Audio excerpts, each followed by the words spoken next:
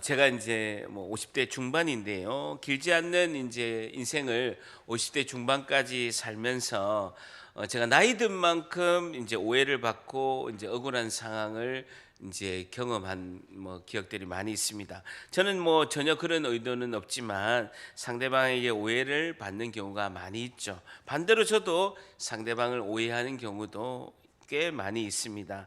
우리 인생은 이 오해에 대한 설득과 해명을 위하여 많은 에너지와 시간을 이제 낭비하기도 합니다.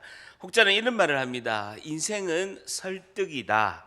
뭐라고요? 인생은 설득이다. 설교는 하나님의 뜻을 설득하는 것이다라고 어떤 사람은 이런 말을 합니다. 어떤 사람이 이야기를 했을까요? 예? 제가 했습니다. 제가 만든 말입니다. 우리 교회는 지금 하나님께서 베푸신 특별한 은혜의 시간을 지금 맞이하고 있습니다. 이 은혜 때에 우리는 11월 19일 날 이제 추수감사절에 한 영혼을 초대하기 위해서 이웃에 대한 그런 복음을 전하는 생명 사역을 하고 그 이웃을 위해서 또 이렇게 기도하면서 전도를 이렇게 열심히 하고 있습니다. 한 영혼을 전도해서 한 영혼이 하나님이 백성이 되기 위해서는 세 가지가 변해야 되는 거예요. 다시요. 한 영혼을 우리가 초대해서 그 한 영혼이 하나님의 백성이 되기 위해서는요, 세 가지가 변해야 된다는 거예요. 첫째는요, 전도 대상자가 변해야 됩니다. 우리가 복음을 전했을 때 그 전도 대상자가 우리가 전하는 복음을 받아들이려면 편견도 없어야 되고 그 다음에 고집을 내려놓아야 되고 열린 마음을 가져야 되기 때문에 그 복음을 받아들이기 위해서는 우리가 전하는 복음을 듣는 전도 대상자가 변해야 된다는 거예요. 두 번째는요, 우리가 변해야 돼요. 우리가 전도 복음을 전하는 우리가 변해야 된다는 것이죠. 우리의 삶이 전도 대상자에게 변화된 모습을 이렇게 보여주고, 세상과 다르구나. 저번에 뭔가 좀 다르구나. 세상과 다르구나. 복음을 전하는 우리가 변해야 된다라는 거예요. 세 번째는 뭘까요?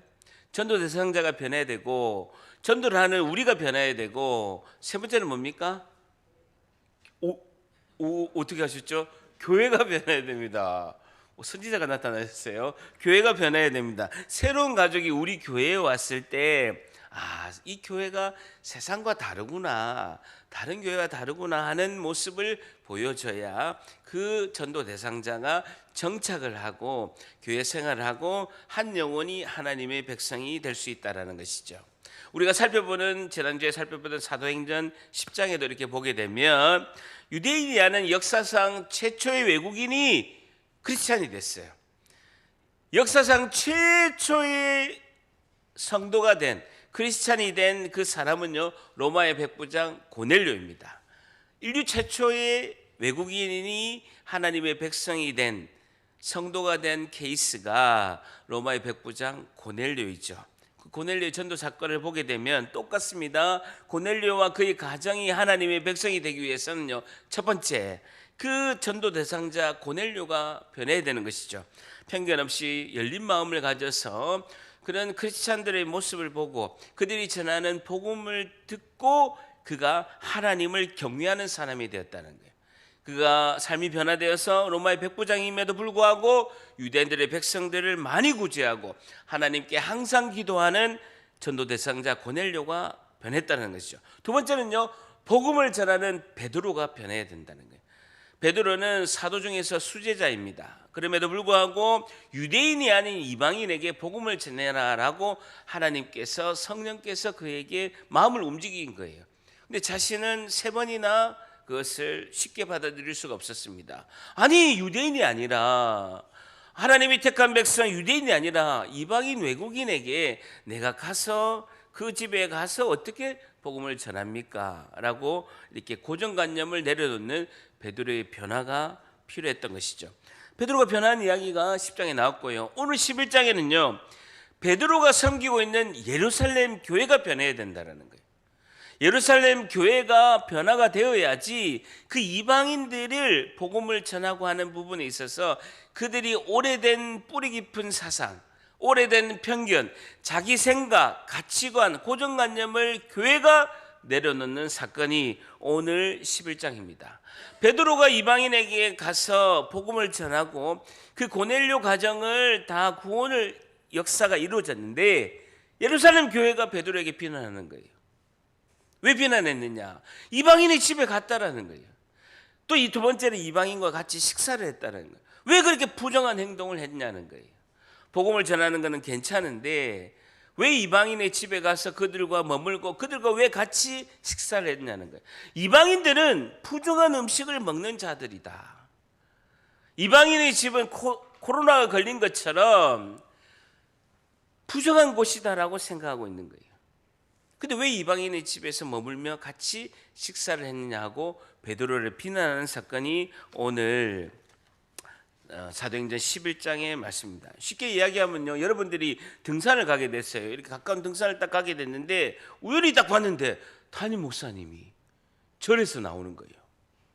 담임 목사님 복음을 전해가지고 스님하고 보살을 전도하려고 거기 가서 스님하고 밥도 먹고 차도 마시고 보살을 전도하고 나오는데 내가 등산 가다 딱 보니까 우리 목사님이 스님 손잡고 보살하고 같이 절에서 나오는 거예요. 교회가 난리가 난 거죠. 우리 목사님 스님 아니었어? 머리 안 자른 스님하고 같은 짝짝꿍 아니야? 라고 난리 난 것처럼 사도행전 11장에 오늘 그 사건이 있게 되는 것과 똑같습니다. 유대인들은 충격이에요. 이방인이 하나님의 백성이 된 게 굉장히 큰 충격이죠. 오늘의 본문 사도행전 11장을 통해서 우리가 살펴볼 교회는 어떻게 변화해야 할까요?에 대한 교훈을 찾고자 합니다. 오늘 질문이 뭐라고요? 교회는 어떻게 변화해야 할까요? 교회는 어떻게 변화해야 할까요?에 대한 교훈을 찾고자 합니다. 우리 교회는 어떻게 변화해야 될 건가? 복음을 듣는 그 사람이 변화돼야 되고 복음을 전하는 우리가 변화돼야 되는데 우리 교회는 포항 샤론교회는 11월 19일 날 우리가 전도 초청자치를 하는 우리는 어떻게 변화돼야 될 것인가 하는 것이 오늘의 본문이죠. 자, 10장 36절 베드로가 고넬료 가정에서 복음을 전하는데 핵심의 내용이 10장 36절입니다. 고넬료 가정에서 베드로가 복음을 전하고 설교를 했는데 한 문장의 굉장히 중요한 복음의 핵심이 10장 36절이 베드로가 전한 복음의 핵심이죠. 10장 36절 같이 있습니다. 시작. 만유의 주 되신 예수 그리스도로 말미암아 화평의 복음을 전하사 이스라엘 자손들에게 보내신 말씀. 만유의 주 한번 펼쳐보세요. 베드로가 이방인 고넬료 가정에게 설교를 하게 되는데 베드로가 전하는 복음의 핵심이 만유의 주, 만유 파스라는 단어인데요. 온 세계 모든 사람의 주인이 되신 분이 예수 그리스도로 예수 그리스도로 말미암아 화평의 복음이라는 것이죠. 예수님은 만유의 주가 되시고 구세주가 되시고 그분이 전하는 복음의 핵심은 예수 그리스도로 말미암아 화평의 복음이라는 거. 화평 동그라미 쳐보세요. 베드로가 전하는 복음의 핵심이 화평의 복음이라는 거예요. 화평 에이레네라는 단어인데 평화, 하나님과의 화해를 말하는 것입니다. 하나님과 인간의 화해, 그 화해를 할 수 있는 그 복음의 핵심은 예수님이 그리스도시다라는 것이죠. 이 화평은 인간과 하나님 사이를 화해를 하는 것을 볼 수가 있습니다. 하나님은 범죄한 죄인인 인간과 화해, 화평, 평화를 할 수 없는 관계였는데 예수님으로 인해서 예수님을 통해서 하나님과 인간이 죄인인 인간이 화평과 평화의 관계를 할 수 있게 되었다라는 것이 핵심이죠. 그래서 예수 그리스도를 통하여 유대인뿐만 아니라 이방인에게도 하나님과의 그 화평의 복음으로 하나님과의 관계를 하나님과 평화의 관계를 이루게 되었다라는 것이죠. 하나님 앞에 큰 장벽이 있는데 예수님으로 인해서 그 큰 장벽이 무너지게 되었다라는 것입니다. 자, 그러면서요 10장 44절 이 베드로가 복음을 전할 때 어떤 일이 일어났는지 10장 44절 같이 있습니다. 시작. 베드로가 이 말을 할 때에 성령이 말씀 듣는 모든 사람에게 내려오시니. 이 말을 할 때에 줄쳐보세요. 베드로가 복음을 선포할 때, 복음을 설교할 때 말씀을 듣는 모든 사람에게, 성령이 말씀 듣는 모든 사람에게 내려오셨다는 거예요. 복음의 메시지가 전달될 때 그때 성령이 말씀 듣는 모든 사람에게 내려오셨다라는 겁니다. 다 같이 저를 따라합니다. 성령이 말씀 듣는 모든 사람에게 내려오시니. 한 번 더. 성령이 말씀 듣는 모든 사람에게 내려오시니. 오늘 우리도 말씀 듣는 우리에게 성령의 충만한 은혜가 하늘로부터 내려오실 줄 믿습니다. 성령은 하나님 말씀과 함께 하시는 거예요. 성령은 하나님과 말씀과 항상 함께 하신다는 겁니다. 한 번 더. 말씀을 듣는 우리에게 성령이 내려오시니. 말씀을 듣는 이곳에 성령의 충만한 은혜가 내려오신다는 거예요. 45절에 보세요. 베드로와 함께 온 할례 받은 신자들이 이방인들에게 성령 부어 주심으로 말미암아 깜짝 놀란 거예요. 자신들이, 유대인들이 예수님을 믿어서 크리스찬이 되었는데 자신들뿐만 아니라 이방인에게, 외국인에게도 하나님 말씀이 전할 때 성령을 부어주시는 거나 하면서 깜짝 놀란 거예요. 46절에 이는 줄쳐보세요. 방언을 말하며 하나님 높임을 들음이러라 라는 거예요. 성령이 내려오시고 두 번째 뭐가 합니까? 방언을 말하게 되었다라는 것입니다. 그러면 47절에 이에 베드로가 이르되 이 사람이 우리와 같이 성령을 받았으니 누가 능히 물로 세례 베품을 금할 수 있겠느냐. 성령, 방언, 세례 이렇게 되는 것이죠. 48절에 명하여 예수 그리스도의 이름으로 세례를 베풀라 하니라. 그들이 베드로에게 며칠 더 머물기를 청하니라 라는 겁니다. 성령이, 복음이 전파되는 곳에 성령이 임하고 방언을 행하게 되고 그 다음에 세례를 받게 된다라는 것입니다. 자, 그러면서 11장은요 고넬료가 있는 가이사랴에서 베드로가 예루살렘 교회로 가면서 예루살렘으로 카메라 앵글이 가게 됩니다. 자, 11장 1절 같이 있습니다. 11장 1절 시작. 유대에 있는 사도들과 형제들 하나님의 말씀을 받았다 함을 들었더니. 유대에 있는 사도들과 형제들이 예루살렘 교회에서, 유대에 있는 사도들과 형제들이 예루살렘 교회에서 이방인들도, 외국인들도 하나님의 말씀을 받았다 함을 들었고 깜짝 놀란 거예요. 그러면서 베드로가 예루살렘에 올라갔을 때, 예루살렘 교회에 갔을 때에 보세요. 할례자들이 비난하여. 할례자들은 뭡니까? 유대인들이에요. 유대인들인데 예루살렘 교회에 있는 성도가 된 거예요. 유대인이면서 예루살렘 교회에 출석하는 성도를 말하고 있습니다. 3절에 보면요, 무할례자, 이방인들과 구별하기 위해서 할례자들이, 유대인 크리스찬들이 비난하여. 보세요. 디아크리노라는 것인데 베드로를 의심하다, 비판하다, 흔들다라는 뜻입니다. 베드로를요 의심하고 비판하고 흔드는 걸 볼 수가 있어요. 우리 하나님이 택한 선민, 우리만 하나님의 백성이 될 수 있지 어떻게 외국인이 될 수 있느냐라면서 비난한 것이죠. 그러면서 그들이 비난한 목적은요 3절입니다. 3절 같이 있습니다. 시작. 이르되 내가 무할례자의 집에 들어가 함께 먹었다 하니. 보세요. 집에 들어가 함께 먹었다 하니. 이것이 비난의 제목이에요. 예루살렘의 교회가 베드로를 비난한 건요 이방인들에게 복음을 전하고 이방인에게 세례를 줘서 그런 게 아니에요. 이방인에게 복음을 전하는 건 괜찮다라는 거예요. 세례를 베푼 것도 괜찮다라는 거예요. 그런데 부정한 무할례자, 이방인의 왜 집에 들어갔냐는 거예요.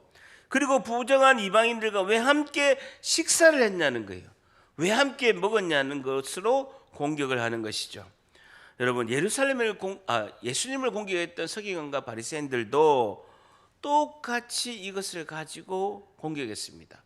서기관과 바리새인들이 예수님을 공격할 때 예수님이 병 고친 거 괜찮다라는 거예요. 근데 왜 안식일 날 고쳤냐는 거예요.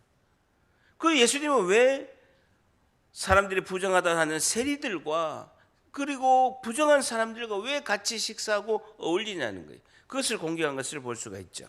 그들은 이방인의 음식은 부정하고 불결하고 이방인의 집에도 코로나 걸린 집처럼 부정하다라고 그들은 모세 때부터 BC 1446년부터 지금이 AD 40년이거든요. 1500년 동안요 철떡같이 그렇게 믿고 있었던 거예요.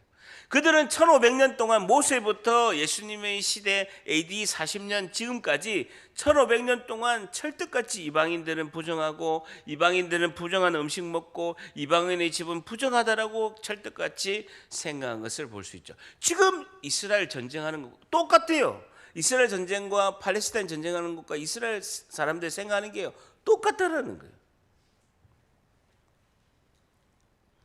어쨌든 예루살렘 교회는요, 베드로가 예수님의 수제자 베드로, 사도 베드로가 이방인의 집에서 머물고 식사를 했다는 건요, 굉장히 충격적으로 그들은 받아들였다라는 것이죠.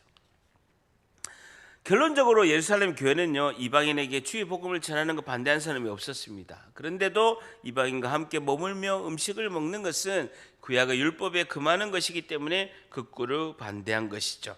여러분, 오랫동안 뿌리 깊은 생각과 고정관념이 이렇게 무섭습니다. 여러분, 이방인에게 복음을 전하려면요, 그 집에 갈 수밖에 없고 머물 수밖에 없고 또 그들과 식사도 할 수 있는 거예요. 이것은요, 정말 그 복음을 전하고자 하는 베드로에게는 어쩔 수 없는 상황임에도 불구하고 복음을 전하고 그들이 구원을 받고 세례를 받고 성령이 임한 것이 중요한 것이지, 사실은 이것은 그 외의 것임에도 불구하고 그들은 이것을 가지고 꼬투리를 잡는 것을 볼 수가 있습니다. 그만큼 사람은요, 자신의 생각의 틀, 고정관념, 내가 아는 지식, 익숙한 그리고 뿌리 깊은 오래된 생각을 내려놓기가 너무나 힘들다라는 것입니다. 그래서 사람이 잘 안 변하는 거예요. 하나님은 우리의 그런 고정관념과 익숙함을 반드시 내려놓는 일을 하신다라는 것이죠. 고난과 환난을 통해서라도, 어떤 계기나 사건을 통해서도 우리가 가지고 있는 오래된 생각, 고정관념, 내가 아는 지식, 익숙함, 뿌리 깊은 생각을 내려놓는 일을 하나님이 고난과 환난을 통해서라도 하나님께서 내려놓는 작업을 하신다는 거예요. 그럼 우리 이런 생각이 들죠. 하나님, 나는 내려놓는 고난과 환난은 싫어요. 그럼 어떻게 해야 돼요? 다시요. 여러분, 내 고집과 내 생각과 고정관념, 내가 아는 지식, 오랫동안 뿌리 깊은 오래된 생각, 익숙함 내려놓기가 쉬워요? 어려워요? 어려워요. 그러니까 어려놓고 막 고집 펴서 안 내려놓으니까 우리 애들이 고집 피울 때 어떻게 합니까? 매를 때리는 것처럼 하나님이 고난과 환난을 통해서라도 내려놓는 작업을 하는 거예요. 왜? 내려놓아야 하나님이 일하시고 하나님이 역사하시는 게 이루어지기 때문에 내려놓는 작업을, 훈련을 반드시 한다는 거예요. 그런데 나는 고난과 환난을 받기 싫어요. 맞아요? 맞아요? 그럼 어떻게 해야 되는 거예요? 빨리 내려놓는다고. 자진납세, 스스로 고난받는 거예요. 자진납세, 스스로 고난받는 거예요. 스스로 고난받는 게 뭐예요? 겸손과 절제예요. 하나님 앞에 겸손과 절제로 스스로 내려놓으면 돼요. 그럼 고난과 환난이 없이 통과할 수 있다는 거예요. 절단합니다. 스스로 내려놓자. 그것이 겸손과 절제라는 거예요. 자, 첫 번째, 교회는 어떻게 변화해야 할까요? 첫 번째, 성도는 고정관념과 익숙함을 내려놓음으로 변화해야 합니다라는 것이죠. 내려놓음으로 변화해야 합니다. 성도는 고정관념과 익숙함을 내려놓음으로 변화해야 합니다라는 것이죠. 성도는 고정관념과 익숙함을 내려놓음으로 변화해야 합니다라는 것이죠. 마가복음 2장 16절에도 예수님께서 죄인과 세리들과 함께 잡수시는 것을 사건이 있게 됩니다. 그때 바리새인들과 서기관들이 그의 제자들에게 이르되 어찌하여 너희 스승 예수는 세리 및 죄인들과 함께 먹는가 하고 바리새인들과 서기관들이 예수님을 비난했습니다. 근데요, 지금은요, 베드로를 비난하는 사람은요, 바리새인과 서기관이 아니에요. 예루살렘의 교인이에요. 예루살렘 교인이 베드로를 비난하는 것은 유대인들이 얼마나 정결과 부정의 진정한 의미를 깨닫지 못하고 이 문자에 매여 있는가를 너무나 잘 나타낼 수 있다라는 것이죠. 그냥 뿌리 깊은 그 생각을 바꾸는 것이 이렇게 어렵다라는 것입니다. 예수님은 제자들에게 이렇게 명령했습니다. 사도행전 1장 8절에 예루살렘과 유대와 사마리아와 저 이방 땅끝까지 이르러 내 증인이 되라. 이방인들도 너희들이 전도를 해야 된다라고 주님이 말씀하셨어요. 그럼 그 말씀대로 그냥 이방인들도 전도하면 되는데요, 이방인을 전도해 보니까요 깜짝 놀라는 거예요. 예수님이 이방인들도 복음을 전해서 전도하라고 했는데 예수님 말씀한 대로 전도를 해보니까 교회에서 난리가 난 거예요. 난리가 난 거라고요. 자기들이 그렇게 할 줄 몰랐던 거예요. 설마 이방인들이 전도가 되겠냐라고 생각을 했던 것이죠. 자, 그러면서요 4절부터는요 베드로가 자신이 경험한 간증을 합니다. 자신이 경험한 하나님의 인도하심의 그 은혜를 직접적으로 사실로 설명하고 간증을 하면서 베드로는 정면 돌파하는 거예요. 베드로가 정면 돌파하는 것을 볼 수가 있습니다. 4절에 베드로가 그들에게 이 일을 차례로 설명하여 라고 자신이 직접 경험한 하나님의 그 은혜를 간증하면서 설명하면서 돌파하는 걸 볼 수가 있죠. 사도행전 10장의 내용을 그대로 설명하는 걸 볼 수가 있습니다. 5절에 이르되 내가 욥바의 시에서 기도하고 있었는데 그 점심시간에 황홀한 중에 환상을 보니, 줄자 보세요. 이것은 자신이 경험한 환상이 자기가 그냥 생각해서 한 것이 아니라 하나님의 직접적인 개입이 있었다는 거예요. 내가 생각해서 그런 게 아니라 점심시간에 정오에 내가 지붕에서 기도하고 있는데 하나님이 직접 개입하셨다는 거예요. 이 역사는 고넬료 집에 전도는 하나님이 직접 개입하셨다는 거예요. 황홀한 중에 환상을 보니, 큰 보자기, 이게 교회 하나의 공동체가 하나된 공동체를 말하는 거예요. 큰 보자기는 온전한 하나가 된 교회 공동체를 말하는 겁니다. 큰 보자기 같은 네 귀퉁이가 있는 큰 그릇이 내려오는데 그 네 귀퉁이에 매여서 큰 보자기가 내려오는데 하늘에 보니까 하늘로부터 내려서 내 앞에 이렇게 눈앞에 있게 되는데, 6절에 이것을 주목하여 보니까 땅에 네 발 가진 동물하고 들짐승하고 기는 것과 공중에 나는 것들이 보이더라. 다 부정한 음식이에요. 다 부정한 동물이고 그것을 하나님께서 먹지 말라는 동물이 그게 보자기에 이렇게 네 귀퉁이에 달려서 쭉 내려온 걸 보게 되는 겁니다. 7절에 또 들으니 소리가 있어 내게 이르되, 줄자 보세요. 베드로야 일어나 잡아 먹으라. 먹으라 동그라미 쳐보세요. 부정한 이 짐승은 이방인을 상징하고 있는데 이방인을 받으라는 거예요. 이방인에게 복음을 전해라는 거예요. 이방인에게 복음을 전해라고 환상이 있었다는 것이죠. 너가 부정하다고 생각하는 이방인을 품고 이방인과 유다인이 함께 새로운 교회를 같이 이루어 나가라라고 하나님께서 직접 말씀하신 걸 볼 수가 있습니다. 그럴 때 베드로가 완강히 부인한 거죠. 8절에 내가 이르되 주님 그럴 수 없습니다. 부정한 음식을 내가 어떻게 먹습니까? 이방인들이나 먹는 이런 부정한 것을 나는 못 먹습니다 라고 이렇게 완강히 부인하죠. 그럴 때 속되거나 깨끗이 아니한 것을 결코 내 입에, 보세요.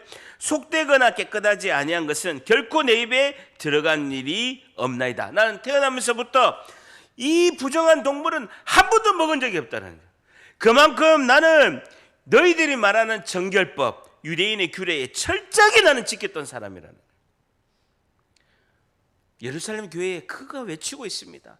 나는 어릴 때부터 얼마나 이 정결법에 의해서 너희들보다 더욱더 단 한 번도 어기지 않고 너희들이 말하는 규례와 법도에 따라서 철저히 지켜왔던 유대인 중에 유대인이 나다라는 것을 강조하고 있는 것이죠. 그런데 또 하늘로부터 두 번째 소리가 있었던 거예요. 못하겠습니다 하니까 하늘로부터 하나님께서 두 번째 소리내어 이르되 하나님이 깨끗하게 하신 것을 너가 왜 이렇게 속되다고 하지 말라라는 거예요. 그러면서 이런 일이 세 번이나 있었던 거예요. 못하겠다 하니까 세 번이나 있은 후에 모든 것이 다시 하늘로 끌려 올라가더라라는 것입니다. 이 환상의 의미가 무엇입니까? 유대인들이 생각하지도 상상하지도 못했던 이방인들을 하나님께서 전도하고 이방인을 통한 교회가 탄생이 될 것이다 라고 말씀하고 있는 것이죠. 여러분 10장에 다 나왔던 내용입니다. 그런데 11장에 똑같이 이 귀한 성경의 지면을 빌려서 성경 기자인 누가는요 또 방대하게 기록하고 있는 걸 볼 수가 있어요. 그만큼 이방인의 선교, 고넬료 가정의 전도는요 역사적인 사건이라는 거예요. 하나님께서 유대인뿐만 아니라 이방인, 포항시 북구 장성동에 있는 포항시 하령교에 있는 우리들까지도 하나님께서 정말로 그 복음의 그 은혜 가운데 한 영혼을 구원하고자 하는 하나님의 그 뜻이 있음을 하나님은 강조하는 것을 볼 수가 있죠. 그만큼 이 사건이 큰 사건이라는, 이방인의 선교가 시작된 이 고넬료 집의 이 구원의 사건은 너무나 크다라는 것이죠. 베드로는요 자신의 은혜의 간증을, 하나님의 그 은혜의 간증을 말하는 것은 이 은혜의 간증이 있었기에, 이 하나님께서 직접 개입하신 이 은혜의 경험이 있었기에 베드로 자신은 유대인 중에 유대인이고 사도 중에 사도인 자신도 내려놓을 수밖에 없었다라는 거예요.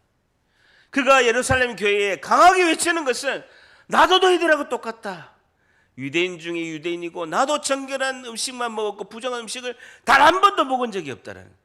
너희들보다 더 고정관념이 있고 너희들보다 더 가치관에 갇혀서 절대로 이방인들에게 복음을 전할 마음이 없었다는, 부정한 음식을 취할 이방인을 받아들일 마음이 없었다는. 그럼에도 불구하고 하나님이 개입하시고 하나님이 은혜를 주시고 하나님이 성령이 강권하시니까 할 수밖에 없고 나도 변화될 수밖에 없었다라고 자신의 간증을 길게 생생하게 도록도록하게 간증하는 것을 볼 수가 있다는 거예요. 오늘 두 번째, 교회는 어떻게 변화해야 할까요? 성도는 자신이 경험한 하나님의 은혜를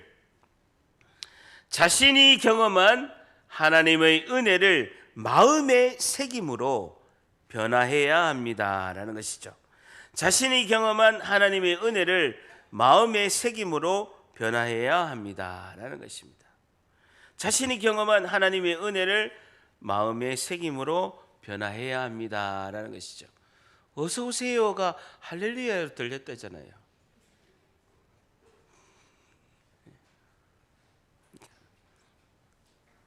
힘든 인생은요 하나님과의 은혜 그 추억을 먹고 가면서 돌파하는 거예요.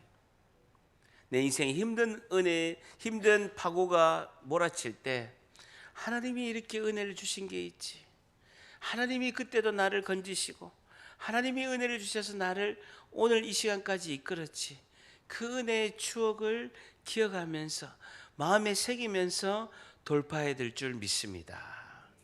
그게 힘이에요. 그게 힘이라고요. 이 세상을 돌파하는 힘이 하나님이 주신 은혜를 기억하는 게 힘이라고요. 그걸 잘 저축해놔야 됩니다. 여러분, 우리가 급할 때 적금 들어놓은 그 돈을 쓰는 거와 마찬가지예요. 하나님의 은혜의 통장에다가 잘 쌓아놔야 돼요. 인생의 파고가 올 때 그걸 찾아서 그 기억하면서 마음에 새기면서 그 은혜로 돌파한다라는 것이죠. 제가 내일 베트남 선교를 갑니다.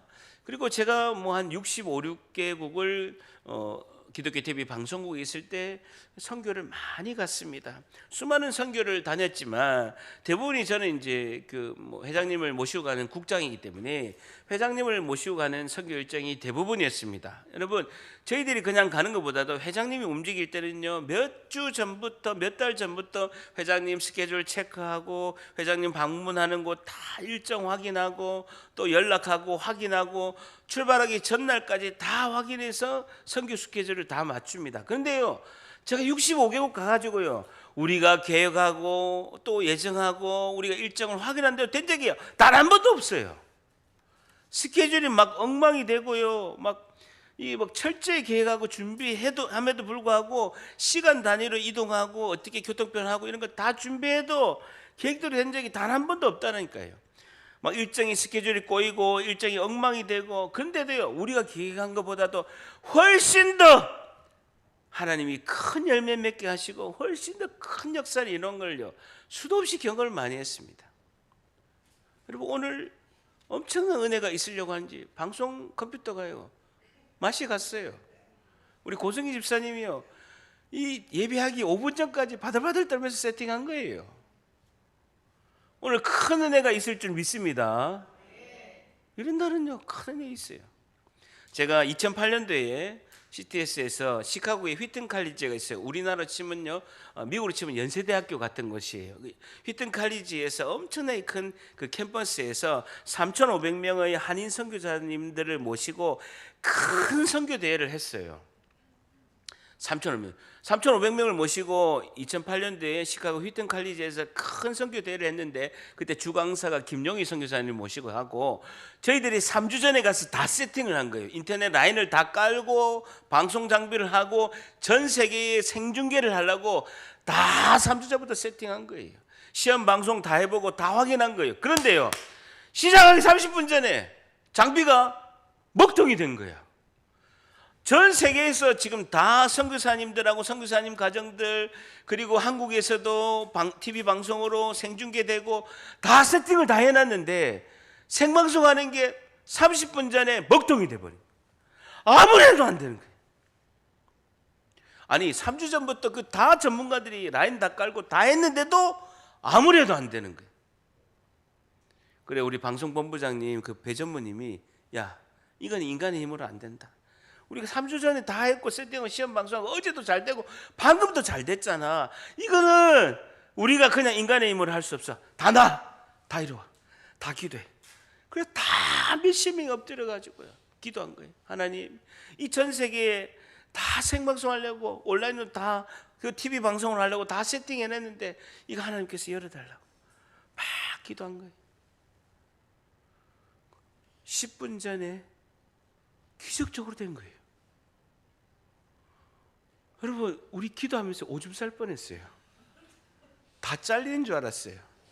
다 죽는 줄 알았다고요. 생각해 보세요. 한국에서도 우리 그 선교사님 가정들 3,500명의 그 가족들이 다 보고 있고 그리고 이게 몇 달 전부터 이게 방송 다 하고 이 막 수천 개의 교회가 이 라이브로 보려고 다 세팅돼 있는데 얼마나 긴장이 됐겠습니까? 그때 우리가 느낀 게 있습니다. 너희들 3주 전부터 몇 달 전부터 몇 년 전부터 준비했지. 왜냐 4년에 한 번씩 하거든요. 4년에 한 번씩 하거든요. 엄청난 예산과 엄청난 인력이 들어서 세팅하는 거예요. 근데 너희들이 하는 게 아니야. 내가 하는 거야. 내가 너희들이 하는 게 아니라고. 내가 하는 거야. 그걸 우리가 경험한 것입니다. 절단합니다. 주님이 하셨습니다. 한 번 더 주님이 하셨습니다.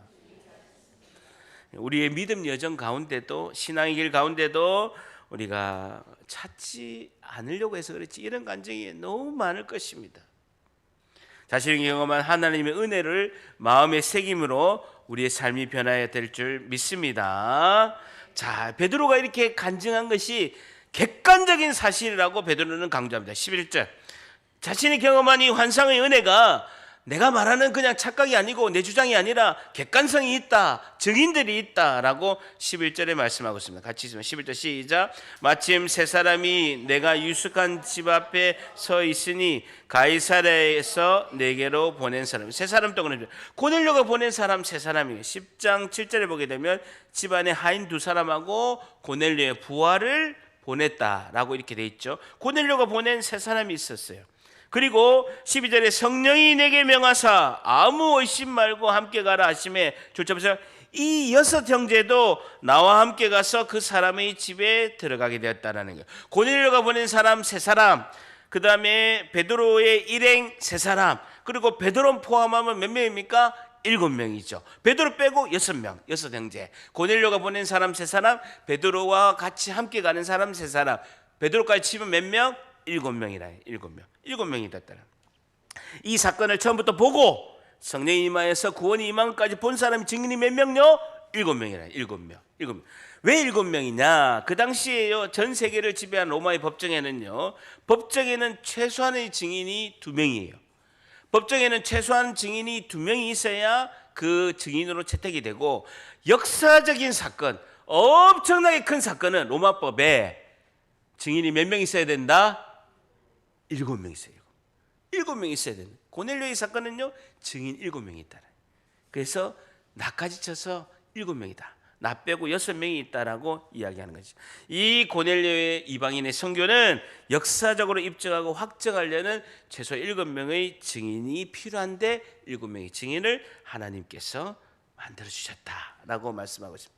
자, 그러면 13절부터는요 그 중요한 사건을 반복해서 기록하고 있습니다. 13절에 그가 우리에게 말하기를, 천사가 고넬료의 환상에 대해서 이야기하는 거예요. 13절부터는요 고넬료의 환상이 이런 환상이 있었다라고 말씀하고 있습니다. 그가 우리에게 말하기를, 천사가 내 집에 서서 말하되, 고넬료에게 말하되, 내가 사람 욥바에 가서 베드로라는 시몬 사도를 청해서 불러와라. 14절에 그가 너와 내 온 집이 구원받을 말씀, 복음의 그 핵심적인 말씀을 설교하게 될 것이다. 내게 이리라 함을 보았다 하거늘. 그러면 15절에 내가 말을 시작할 때, 베드로가 설교할 때, 주체보세요, 성령이 그들에게 임하시기를, 성령이 그들에게 임하셨다라는. 그러면서 마치 처음 우리에게 하신 것 같이 하시는지라. 주체보세요, 처음 우리에게 하신 것 같이 하시는지라. 사도행전 2장에 오순절 마가다락방에 성령이 임한 것처럼 똑같이 고넬료 가정에 성령이 임했다라는 거예요. 처음 우리에게 하신 것 같이 오순절 마가다락방의 사도행전 2장에 그들이 120명이 기도할 때 성령이 불의 여같이 머리 위에 임한 것처럼 고넬료 가정에 똑같이 임했다라는 거예요. 오늘 핵심은요, 성령이 그들에게 임하시기를. 줄쳐보세요. 이것이 오늘의 핵심이에요. 여러분, 성도의 변화, 우리 가정의 변화, 교회의 변화는요 성령이 임해야 가능한 줄 믿습니다. 성령 안에서 유대인이나 이방인이나 구별 없이 하나님의 백성이 될 수 있다는 거예요. 성령 안에서만 그들이 하나가 될 수 있다는 거예요. 사도행전은요 사도들이 발자취가 아니라 성령의 행전인 줄 믿습니다. 성령이 하시는 일이라는 거예요. 그러면서 16절에 내가 주의 말씀에 요한은, 세례 요한은 물로 세례를 베풀었으나, 보세요, 너희는 성령으로 세례를 받으리라 하신 것 같이 생각이 났다는 거예요. 이것은 예수님이 하신 말씀이에요. 사도행전 1장 5절에 예수님이 이렇게 말씀하셨습니다. 요한은 물로 세례를 베풀었으나 너희는 몇 날이 못되어 성령으로 세례를 받으리라 하셨느니라. 이 예수님이 하신 말씀이 베드로가 생각이 났다라는 거예요. 아, 예수님이 하신 이 말씀이 이방인에도 성령으로 세례를 받는구나 라고 그 말씀을 늘 베드로는 기억하고 있었다라는 것이죠. 10장 16절에 성령으로 세례를 받으라. 줄쳐보세요. 성령으로 세례를 받으리라. 이것은 성령으로 푹 잠기는 거예요. 성령으로 한 몸이 되었다는 거예요. 성령으로 교회가 한 몸이 되었다는 거예요. 성령이 우리를 붙잡아 예수님과 우리가 이방인과 유대인이 하나가 되었다는 것입니다. 유대인이나 이방인이나 예수 그리스도 안에서, 절대랍니다, 예수 그리스도 안에서, 성령 안에서, 한 번 더, 예수 그리스도 안에서, 성령 안에서 한 몸이 되었다. 마지막, 교회는 어떻게 변화해야 할까요? 세 번째, 성도는 예수님 안에서, 성령 안에서 교회가 하나 되어서 변화해야 합니다. 성도는 예수님 안에서, 성령 안에서 교회가 하나 되어서 변화해야 합니다라는 것이죠. 성도는 예수님 안에서, 성령 안에서 교회가 하나 되어서 변화해야 합니다라는 것입니다. 성도에 대한 하나님의 뜻은요, 성령의 역사로 성령 안에서 교회가 하나가 되기를 간절히 소망한다는 것입니다. 하나님의 결론은요, 모든 것이 성령의 역사와 성령의 은혜다라는 것을 강조하고 계시는 것입니다. 성령 안에서 나의 고정관념과 나의 가치관, 나의 생각을 내려놓는 것도 성령 하나님이 우리를 통해서 평생 하시는 일이시다라는 것입니다. 그러면서 17절에 오늘의 핵심의 주제의 말씀 17절입니다. 같이 읽습니다. 큰 소리로 시작. 그런즉 하나님이 우리가 주 예수 그리스도를 믿을 때에 주신 것과 같은 선물을 그들에게도 주셨으니 내가 누구이기에 하나님을 능히 맡겠느냐 하더라라는 것입니다.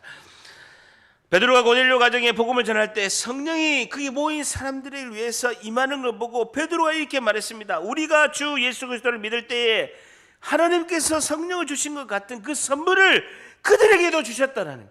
그러면서 베드로가 예루살렘 교회에 당당히 외치는 말씀이 있습니다.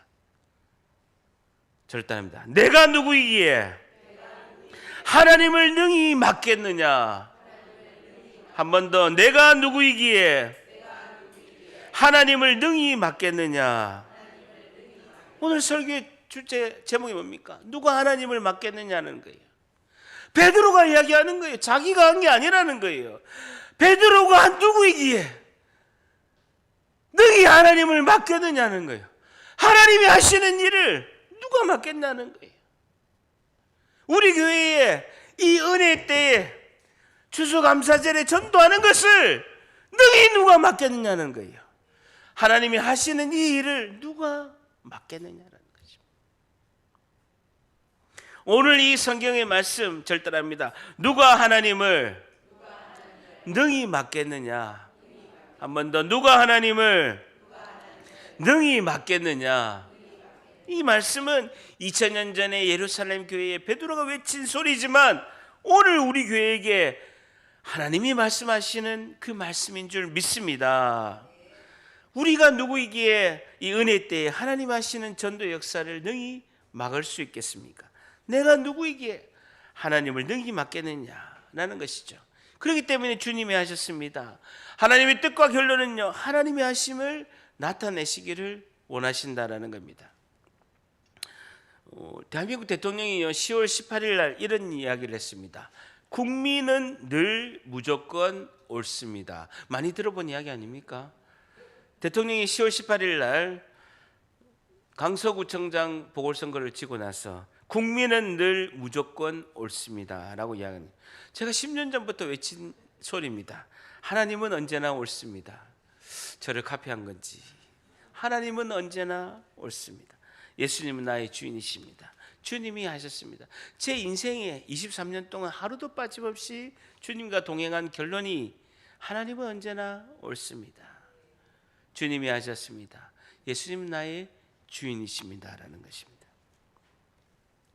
베드로의 이 외침은요, 유대인 그 예루살렘 교인들에게, 그 베드로를 비난하는 그 유대인들에게 침묵할 수밖에 없었다라는 거예요. 하나님이 능히 우리에게 하신 일을, 하나님이 하신 일을 우리가 어떻게 막을 수 있겠느냐. 내가 누구이기에 하나님을 능히 맡겠느냐. 이 외침에 다 침묵한 거예요. 다 침묵했다고요. 18절 같이 있습니다. 시작. 그들이 이 말을 듣고 잠잠하여 하나님께 영광을 돌려 이르되 그러면 하나님께서 이방인에게도 생명 얻는 회개를 주셨도다 하니라 라는 겁니다. 잠잠하여 하나님께 영광을 돌려줄 줄 보세요. 잠잠하여 하나님께 회개하고 영광을 돌렸다라는 것입니다. 베드로를 비난한 이들이 침묵하며 생명을 얻는 그 회개를 하게 되었다라는 것이죠. 그러면서 하나님께서 이방인에도 생명 얻는 회개를 주셨도다 라고 하면서 그들도 회개하는 것을 볼 수가 있습니다. 오늘 우리에게 주시는 하나님의 결론은요, 모두가 영생을 얻어서 하나님의 영광을 위하는 것입니다. 영생의 생명을 얻기 위해서, 그리고 영생의 생명을 얻어서 하나님께 영광을 드리기 위해서 이 모든 것이 하나님이 주도권을 가지고 하나님이 직접 일하시는 줄 믿습니다. 오늘 이 사도행전 11장의 말씀을 통해서 이방인에게도 생명을, 우리에게도 영생의 생명을 하나님이 주시는 것이구나. 우리 모두가 예수 그리스도 안에서, 성령 안에서 한 몸이고 하나님이 성령이 우리에게 구원의 은혜를 베푸시구나 라고 말씀하시는 것입니다. 오늘 말씀은 처음부터 끝까지 성령 하나님께서 모든 것을 인도하시는 것을 강조하고 있습니다. 베드로가 예루살렘 교회를 설득하는 것도 성령이 하시는 역사인 줄 믿습니다. 우리 인생에서도 인간의 힘으로는 허물 수 없는 태산과 같은 고난이 있을지라도 이것을 해결해 하실 분은 오직 성령 하나님이신 줄 믿습니다. 여러분 11장 12절에 보세요. 저를 따라합니다. 성령이 내게 명하사, 한 번 더, 성령이 내게 명하사 아무 의심 말고 함께 가라. 아무 의심 말고 함께 가라는 거예요. 내 생각대로 판단하지 말고 성령이 내게 명하사 아무 의심하지 말라는 것입니다. 그러면서 11장 17절 한 번 더 외칩니다. 시작. 내가 누구이기에 하나님을 능히 맡겠느냐. 시작. 내가 누구이기에 하나님을 능히 맡겠느냐. 한 번 더. 내가 누구이기에 하나님을 능히 맡겠느냐. 시작. 내가 누구이기에 하나님을 능히 맡겠느냐. 오늘 이번 한 주도 우리가 딱 하나 한 문장, 내가 누구이기에 하나님을 능히 맡겠느냐, 이 말씀을 가슴에 새기는 이번 한 주 영광의 한 주 되시기를 주님의 이름으로 간절히